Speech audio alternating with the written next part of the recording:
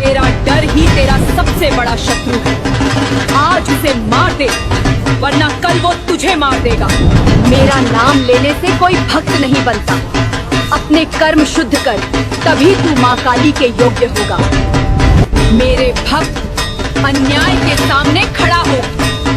झुकना मेरी संतान को शोभा नहीं देता। झुकना सिर्फ माँ के चरणों में सीख। दुनिया के सामने जो झुक जाता है वो कभी शक्तिशाली नहीं होता। दया हर किसी के लिए नहीं होती।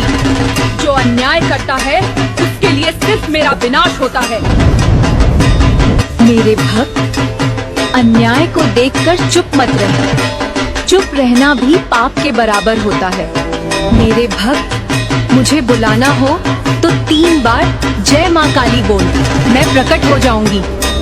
मेरे भक्त, इसी तरह मैं तुम्हारी रक्षा कर रही हूँ। बस मेरी बात को याद रखना। डर मत मेरे बच्चे, मैं आज खुद तुझे दर्शन देने आई हूँ।